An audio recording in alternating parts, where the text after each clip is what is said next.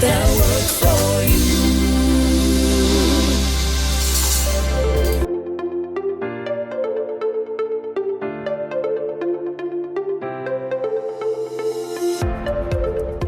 Hi, everyone, and welcome to another episode of The Power of Her Story here on RBNTV Studio. We are all about celebrating and curating the journey of women from around the world. And we're excited because our stop this week takes us to Nassau, New Providence in the Bahamas. And we are delighted to have another powerful woman who has a very profound story to share.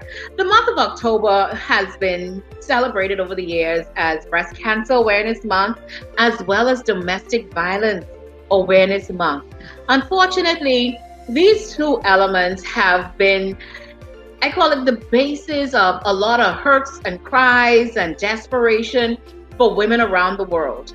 And today we are going to address some of this subject matter and get right to the hardcore of it. This perhaps is going to be one of our most profound stories that you will hear, because you're going to hear a riveting story from a woman who has experienced domestic violence at its worst. But we are just so thankful because as we see it, she's an overcomer, she's a champion, she's victorious. And so she's not a victim. And she's here to tell her story about how you, who may be finding yourselves in that kind of situation, or who may not even realize that you are faced with domestic violence. And so whether it's physical, mental, psychological, economic, it's all abuse. And we are going to help you get through this. So no longer a victim, but you are victorious. And so today, please help me welcome all the way from New Providence in the Bahamas, Miss Dominique Mortimer.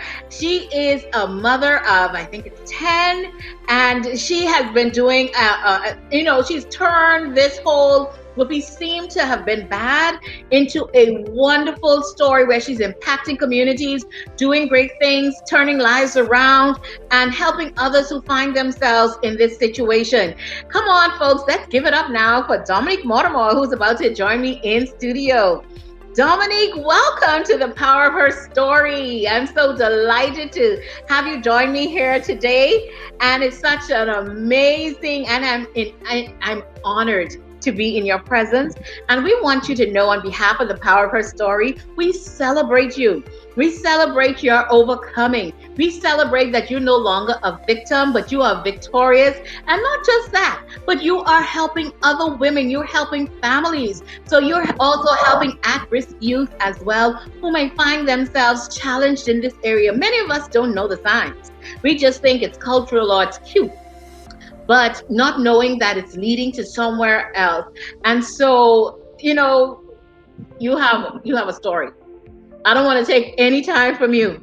Dominique, first and foremost, tell us a little bit more about who this Dominique is before we really get into your story. Tell us a little bit more, give us a little bit background about who this wonderful woman is, a mother and so many other wonderful things. Tell us. Good evening. It's so good to be a part of the show today. Like I said, my name is Dominique Mortimer. Yes, I am a mother of 10. I've been a Muslim for over 15 years, a wife of a Muslim here in the Bahamas. And The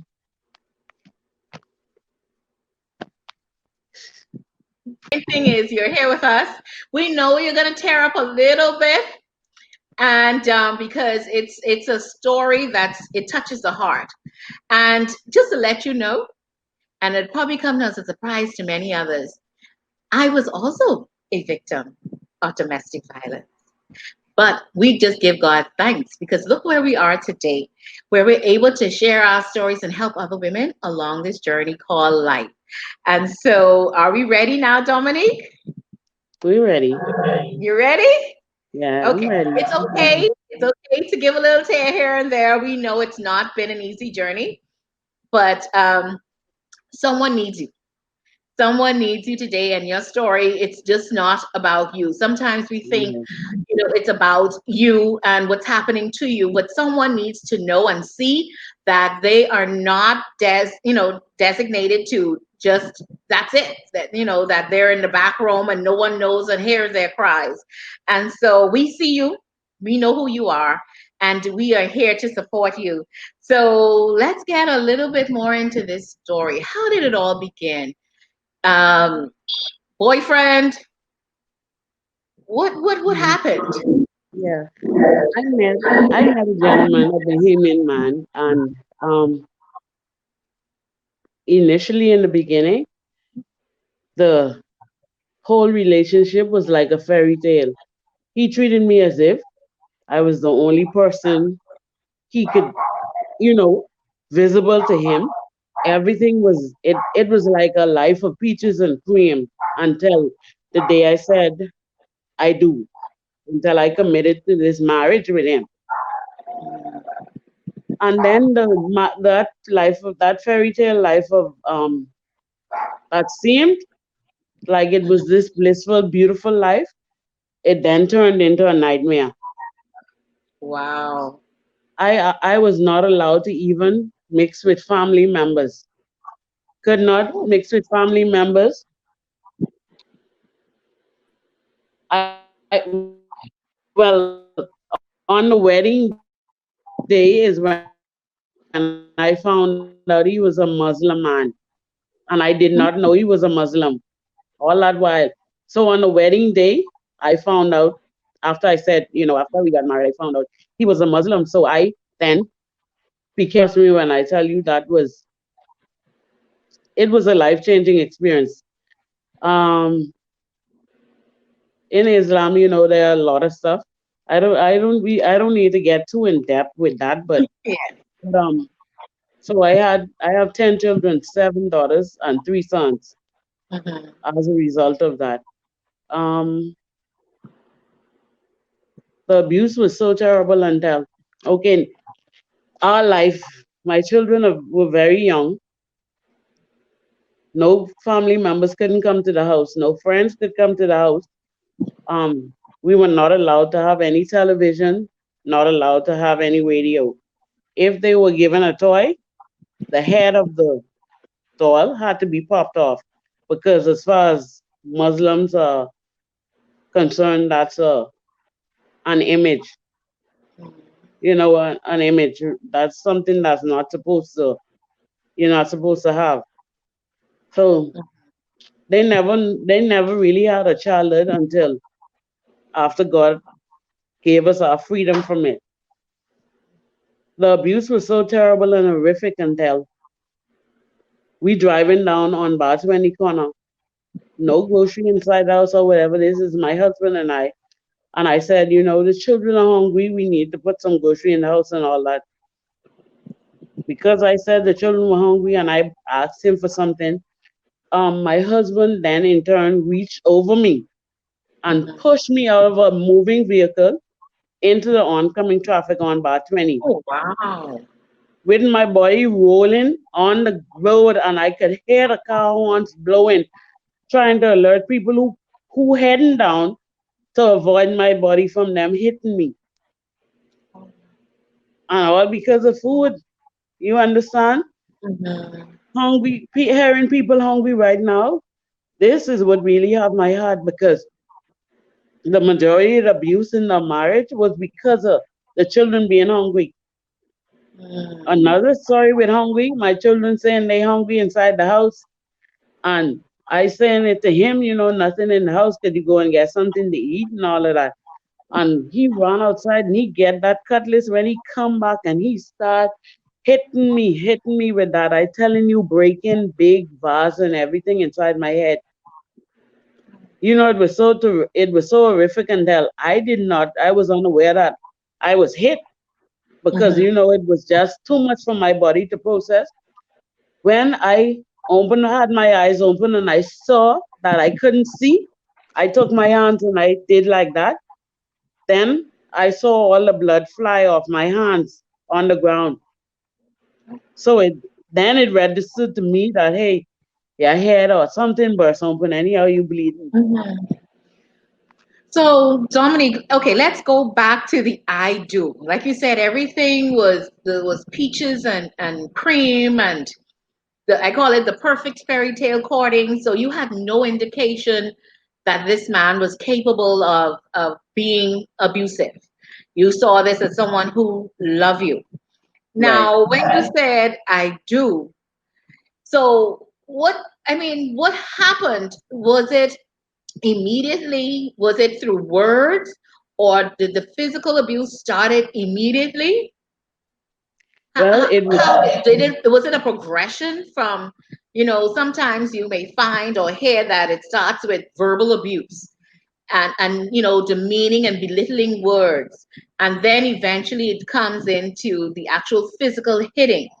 How did it happen for you? Was it well, directly straight into physical abuse? no, it just like you said, it was progression because the words were they weren't words like people getting cursed or whatever like that. It was more of a I don't want anybody to come around you. I don't want you. If we walking down the road or whatever like that, I couldn't even hear people who I knew all my life. I could not. I actually could not speak to them. And if I did, when I reach home or when we get in the car, then I would have been slapped. I would have been punched. I would have been kicked. Whatever he felt like doing to compensate whatever made him feel, okay, this is enough punishment for her disobeying my rule that was set that she is not to speak to anybody else. That this is how everything happened with me. So how did you feel? Because, okay, let's go to your childhood. Was this something that was common in your childhood that you would have seen perhaps your parents or neighbors or persons being abusive to each other? Was this, I mean, was it a culture shock to transition into something like this, or was it something you've seen before, but it just never happened to you directly? Right. I grew up in a single parent home, but it was a family home. Mhm. So I watched my mother, man, who she would have had relationships with, beat her. I watched my aunt, someone who she would have had relationship with, beat her. And I always say this is something I never want for me. I watched it in growing up and had no idea that I would have ended up in something so horrific that was even worse than what I saw happen with them. Wow. Because the abuse did not just um stop with me. The abuse extended to my children, and this was even worse. Wow. They had, yeah, So as a mother, okay, a couple of things are coming to mind because you have 10 children, so that means you stayed within this marriage for an extended period of time. right, Was it fair, or did you just feel, because sometimes, when you observe certain behaviors, you think that behavior is normal and you're trying to make a marriage work, and so you stayed. What was it that kept you there all this time, knowing that something is wrong? This has to be wrong, and your life is at stake to be thrown in the front of moving vehicles. How, how do you stay? um, you right. It's not, and could I be honest with you? It was is not staying wanting to make the marriage work. It's staying trying to find this avenue to get out and get out safely with all my children. Because any day I could have escaped. I Mhm. had opportunities upon opportunities to escape on my own. But for me to grab 10 children to run with, that was my biggest issue. I don't want to get from here and I free and my children still trapped and caught up in it. And yes, fear is what held me. The fear had me trapped so serious until my husband used to leave me in the house and go to work. And someone will come and knock on the door. The door has a knob that you turn and the door will unlock. And I could not turn the lock to open the door because I was terrified because I'm concerned for if he comes and I have this door open, the beating that I'm gonna get. I'm concerned about if I'm gonna get knocked unconscious, if he comes and somebody told him that I had the door open for the day, I was just that's the years I talking about 15 years of terrifying, horrific fear. I was trapped. I was I the best way for me to say it is people used to see me all the time, but they had no idea because I even deemed myself, I gave myself a name. I said I was surrounded by so many, but yet still alone. And I called myself that in that marriage because I was looking for a way out. I wanted this way out. And I prayed and I prayed. I asked God, I said, please help me to find a way to get out of here. But I need to be able to get out of here with my children. You understand? That when the So, police came, they came to the door knocking and they told me that um they were given they were receiving an abundance of calls about the amount of abuse that's inside the home. So I said to them, I said, abuse? I said, I don't have any idea what you're talking about. Now I holding the front door open and looking at the police officers. But I look back too, and I looking down the hallway, and I could see my husband standing there. So I know I have myself in the jaws of death. I know I actually either you gonna die today or you gonna survive this day and be free. But he in the back, in the hallway, standing up watching me and my children there. So I told them, I don't have any idea as to what you're saying. So they say, all right, ma'am. What we need you to do is we need you to come to Wolf Road Police Station and we'll give you X amount of time to get there. And we need you and your husband to come there. Is he home? So I called him. I said, the police need to speak with you. So when he spoke with them and they left and he shut the door. And then he grabbed me and he shake me. And he said, now this what you go in there and this what you can tell them. Do you know I was in the police station by myself with the opportunity to then say something to them. And guess what? I told them that what you're saying, I said I don't know anything about. I say I know nothing about. Why? Because guess what happened? My husband was at the station first. They had already questioned him. They questioned him and mm, they let him go. And they called me afterwards. Now, had they had done it the opposite way, then I would have spoken and let them know, listen carefully, this man trying to kill my children and I, we are in dire need of your assistance. But they let my husband free. They have me sitting in the station, my husband free, and he have my children. So the only thing wow. I could do was sit there and tell them a lie. And I said Wow. no. So what I did is I went to my family members before going to the station and I told them, I said, um, I think today is going to be the last day and I'm going to be alive. I said, I think I'm going to die today. My husband is going to kill me today. And my family start crying, oh, don't go to the police station. Don't do. I say, I have to. I have to. But I just need y'all to know if I die today, know that he is who killed me. And that's how I prepared it. For you, that was your last day. You saw yourself being alive because now your husband felt or would have thought that you had reported him to the police and the police had to Mhm. come and question him. Right. What, I mean, what was going through your head? I mean, to actually say to persons, this is your last day alive. What were you thinking? What about your kids? What were you thinking? In actuality, I actually felt that that would have been that really was my last day. I couldn't foresee myself living past that particular day. So Hmm. the only way for me to do that would have been for me to go and do exactly what I did when I went to the station and said to them, no, you know, these allegations that have been brought up against, my husband, they are untrue and all of that. And for me to survive past that, Hmm. to then format some kind of plan that was gonna help me to get out of there with my children Hmm. safely. So now you've been mentioning that you have had opportunities on your own to be able to escape, but of course your mind was always on your children. It was 10 children. So ultimately, because you're no longer in that environment, what was that plan and how did you execute that plan? How- I mean, because this is truly an amazing story to know what you would have been through over the years. Right. Okay, what happened was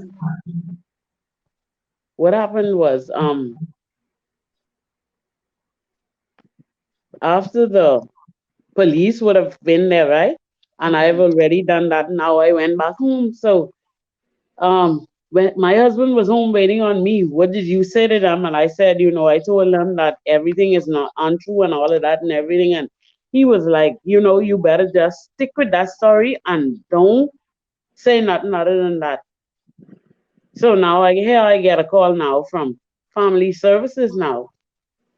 Uh, they need me to come in because they want to take my children from me now. So I went to one of my friends who worked for social service to their home, spoke with them and told them everything. This is another Muslim now, Mhm. another Muslim couple. Told them everything that was going on inside the house. First set of Muslims I confide in because I was terrified because I don't need this to get back to him because then surely he will kill me. So the husband and wife, they got really angry and frustrated. So they helped me with this and this is what we're gonna do. So we left from the house and we sat with family services. A lady named Miss Hamilton there. So she said, Miss Mortimer, we need to take your children due to all of this because they get the reports and all of that too. So I said, please, I said, I just need you to trust me and give me this one night, just this one day. And by tomorrow, 9 o'clock, I'll be back in your office with my children and I'll freely tell you all everything that's going on inside the house. So she looked at me and she said, we don't normally do this kind of thing. See, because I've been praying to God and I've been trusting Him while we've been doing as Muslims these five obligatory prayers. While I was laying at the front door after a beating that was so bad, sleeping on the tile to the front door, I cry out to God and I ask Him, I say, Father, I say, please, I say, give me strength that could only come from you to get through this. I said, please, I said, help me. I woke up the next morning and I actually woke up. I didn't die that night. So I know God had listened and granted me. I told Him, I said, my strength is gone. The beating, the beating, the beating. I said, I can't take no more. I can't take no more. So she granted, Miss Hamilton now granted me this. She said, I don't know if I should really let you do. I said, please. She granted me this night. Let me tell you how awesome God is. That's why I tell people trust Him. I don't care how bad a situation you get in. I went home. My husband was in the room laying down on the bed. I started taking all the big suit bags out the closet, the suitcases, and packing up. So my husband say, "Where you going?" I say, "We going to the wash house." I say, "I taking the children to the wash house." We packing, I grabbing stuff off the hangers. Could I tell you that God kept him blinded to the fact that I was taking the pressed clothes off the hangers, packing them in the bags. My husband even helped tote the bags out to the car. You hear me? I say, Wow. my God, I tell you, God do an awesome, awesome, awesome job. Uh-huh. We get out to the car. Me and the children get in the car. I say, anyhow, we gone. You know what happened? We gone in superwash and we stayed there for the entire night until morning. From there, we went to the Muslim couple house who was helping assist us, or we Mhm. get all cleaned up there.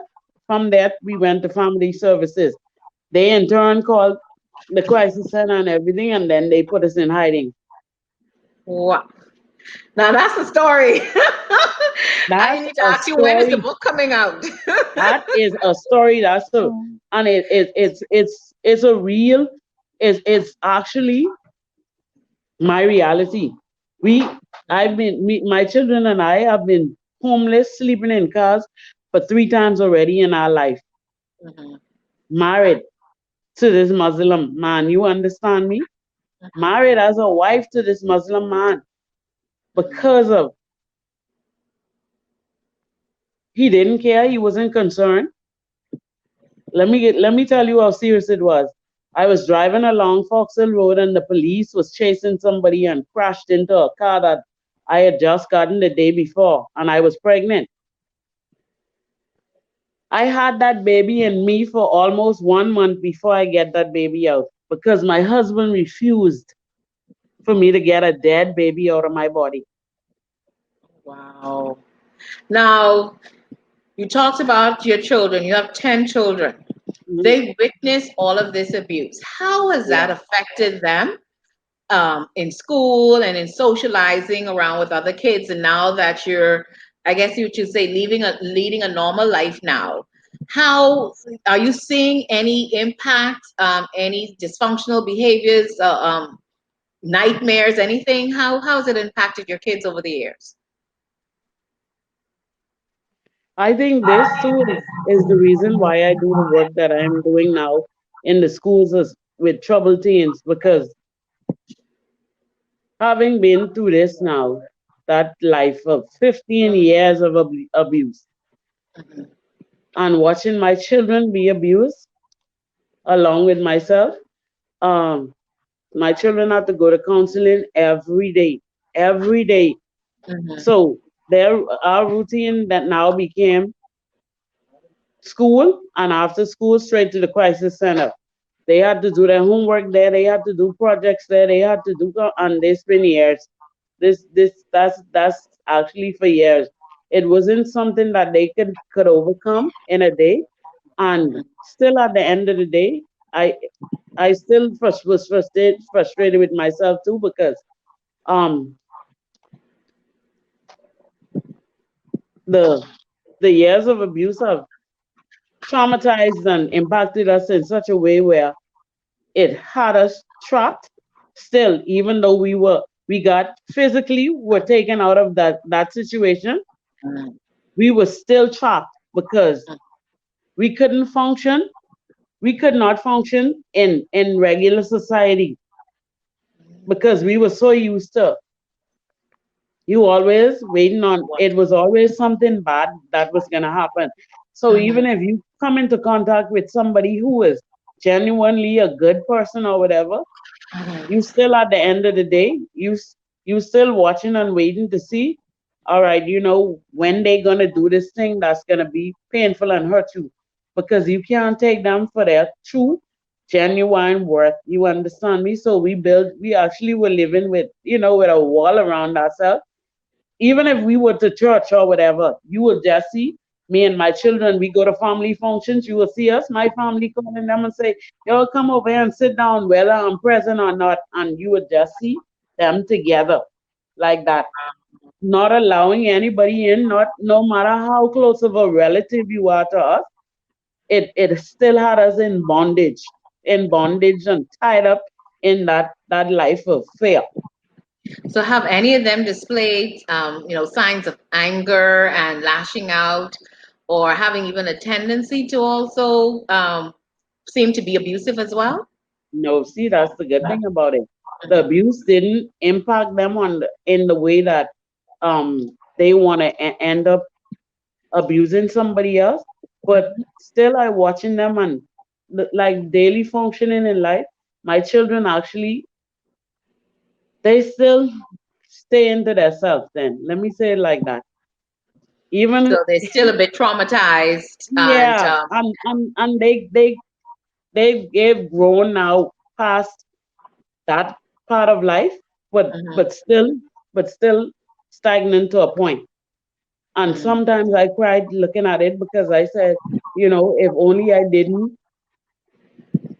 tie myself to this particular human, then our life would have been so much different. it then puts this thing on me where, I feel, Guilty? I really guilty. I actually Are you feel still guilty. struggling with guilt because you feel that you place your children in that position, being married and staying that period of time? Well, the thing trust me, now listen, listen, listen. If you see God, see, but everything was God, was God, was a plan from our Creator. Because I prayed, I cried, I was abused, I prayed, and cried. One day when I came out of it, now I was to work, and I came, knock off, and walk outside in the parking lot, and look up to the skies and just start crying. And do you know what happened? I start giving God thanks, and I thank Him for every day I was abused, for all the days of homelessness and everything. See, because reality had hit me. You were free. I had to then now go and look for the man who had caused this life of abuse. God allowed me. He gave me the strength to find him, and it was on East Street. I Wow. found him, and I took his hands, and I told him, I said, I forgive you. I said, I forgive you. Wow. What now? That is definitely a freeing experience. I What did break he down say? crying. He didn't know what to say. He actually left.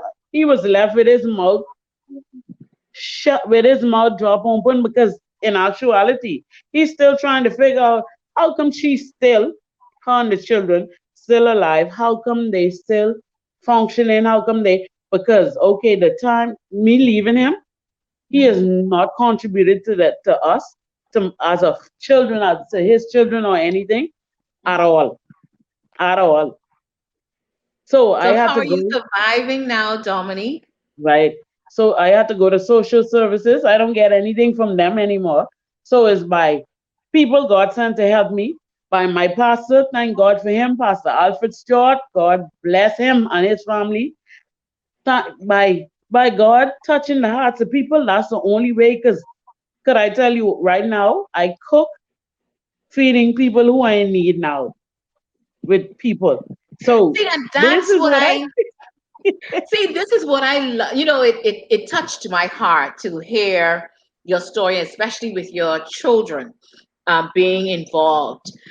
But you know what gives me that joy and why we celebrate women like you is because in the midst of what we see as a dark moment, God turns that around and He is now having you to be able to serve others right. when you could, I call it justifiably, have a pity party because you were challenged. Were having a difficult time. You've lived near death.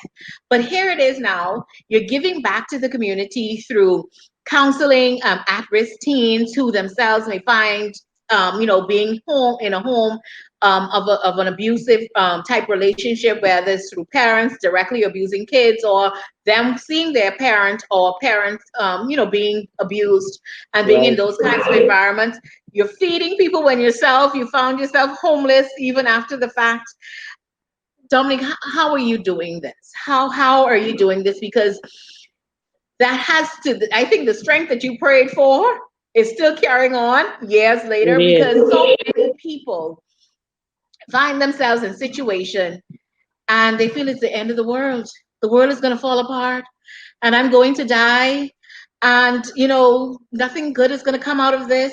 But look at you, beautiful young woman, smiling, giving. Mom, Dominique, you have to tell us the secret.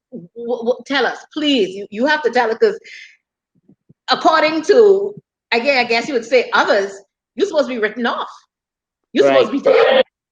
Right. You're supposed to be so damaged mentally, psychologically, physically, emotionally.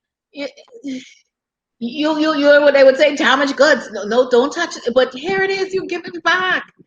You're Yeah. giving back in the midst of it. Now, of course, I would suspect that's also a part of your healing process to be able to do this as well, because it gives you an opportunity to share. Because that's the other side of it, the healing process. It was a process of the whole abuse starting, And with it coming to an end, you find yourself still a bit traumatized. Like you say, even though you're free physically, you're mentally still trapped. And so healing has to take place. And I know that would have had to be done when you would have said to him, you forgive him, Right.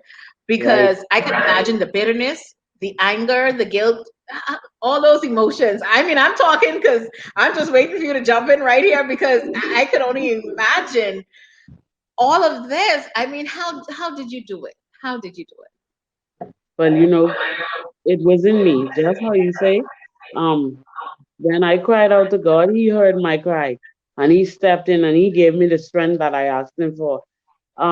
There was one night while home, no water, no running water, living in a place, no running water, no electricity or anything, and I heard this is what I needed to write.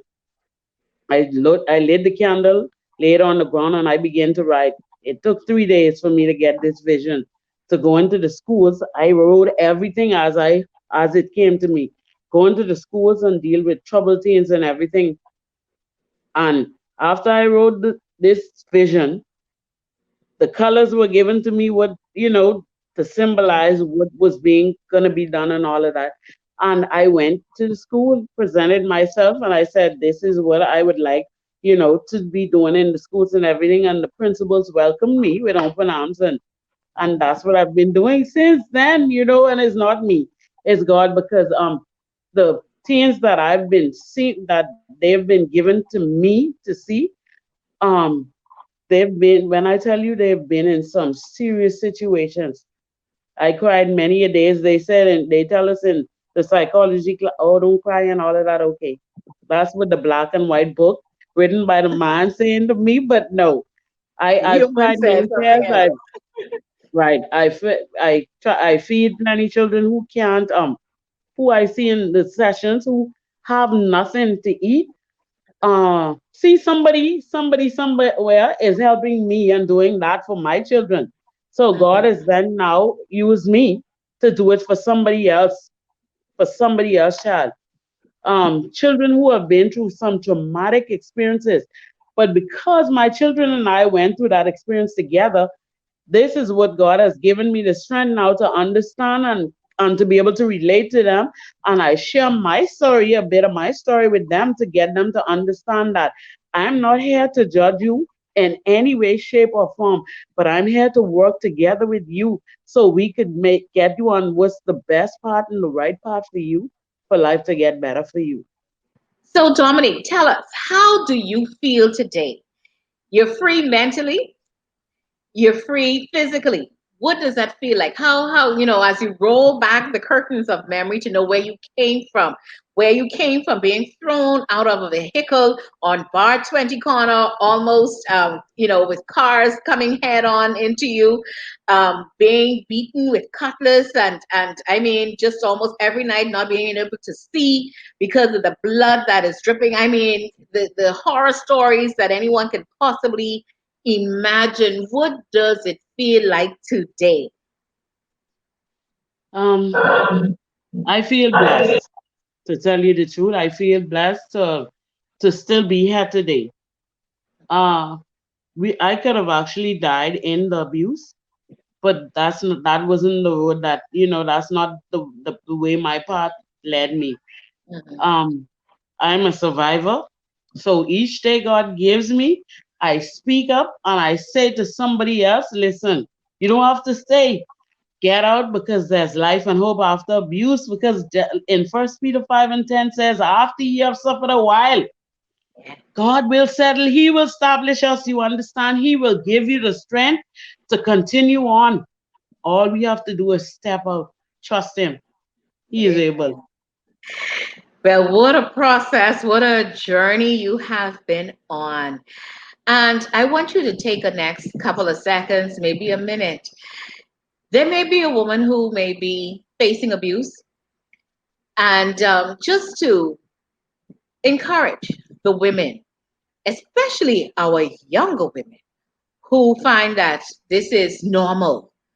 And we want them to know that it's not normal, it's not okay, that you are fearfully and wonderfully made. I want you to encourage some woman or women out there, because it's just not only the Bahamas who's watching you today, we have women from around the world who are watching you and you are making a difference. And so give us those words that will encourage us during this time as we continue to observe Domestic Violence Awareness Month. I say to every female, be them, may they be young or more matured. Watch for the signs. If you see you around somebody and they have an issue with you speaking to somebody who you've known for almost all your lifetime before knowing them, and they have a problem with it, be aware, get out. If you see they have an issue with you just, I don't know, just doing something that they're not included in, and it becomes an issue with them, get out. You see they acting like they jealous, don't think it's cute. Or, he jealous us because he loved me so much. No, get out. Watch for the signs. There are telltale signs that will show up and be visible. Just let the light bulb click on when you see them and make your exit. Now, you told us just a moment ago in sharing your tips to women in terms of some of the signs and getting out. Now, you seem like you have the master plan on getting out because, as we say, sometimes fear holds you hostage more than actually the I call it the abuser themselves. It's more fear that keeps you in place. And so, where can they find you when they need this master plan to get out, Dominique? My number is 813-6834. I've since started a nonprofit organization that's called Use Behind the Veil. Now, that name was given to me with great depth and thought because behind the veil is where most women feel like they're going to be safe as a wife, tying themselves to this man who is supposed to be a helpmeet. But in my situation, tying myself to that particular person, that became my biggest catastrophe, my downfall. So the organization is now it's used behind the veil, and just like you said, you made a point earlier when you said that we've been in these relationships, we've been broken, we feel ashamed, we feel lost, we feel hopeless. But I just need, I need them to know that there is hope and there is help. Well, thank you so much, Dominique. This has been a powerful time, heart touching time, also a heart wrenching time to hear parts of the story because we don't want anyone to have to be challenged and to go through those kinds of difficulties. And so we continue to pray for you that God will continue to give you the strength as you help other women.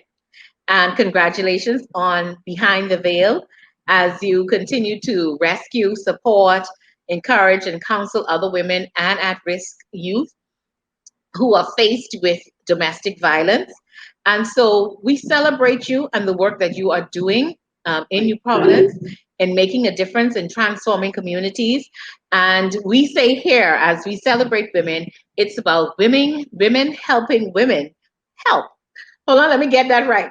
Boy, that was a tongue twister. Women helping women win.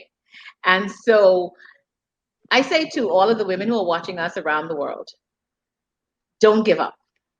One of the things that we got out of all of this, I always try to find the nuggets in the midst of a conversation, is don't give up. There is hope. That even when you are down and out, you may not even realize it, but God gives you the grace, He gives you the strength to make it to yet another day. It's only for you to trust Him in the midst of the process, in the midst of what you're going through. It is not meant for bad, it is not meant for evil. So that even now, I can say to Dominique that you may have seen him as a catastrophe, but that bad has turned for good because here you are sitting here today where women from around the world can glean from your knowledge, glean from your experience, glean hope, glean strength that in the midst of what they seem to be a challenging time for them or a dark moment for them, they see somebody who has become a victorious in the midst of all of life's challenges. And to top it off, to have 10 kids and raising them, and they are now, adjusting and adapting back into society in spite of the emotional trauma they would have faced. And so it takes a lot of strength. And if you can do it, Dominique, we know that other women out there can do it. So we say to you, have hope, hold on. This is only for a time and only for a season. Weeping endures but for a night, but joy comes in the morning. And God takes these opportunities to transform not only us, but help us transform others. Because it may be bad today, but look at both of us. We're here telling others our story. And that is it, the power of her story. What it does, it helps others to overcome. And so, Dominique, it has been such a delight and such a pleasure to have you join me here today on the power of her story, where we are curating the journey of women from around the world. And so, to those of you who may have joined us on the tail end, I was just delighted to have as my special guest during Domestic Violence Awareness Month, Miss Dominique Mortimer, who is not a victim, but she is a victor in the midst of all that she would have been faced with.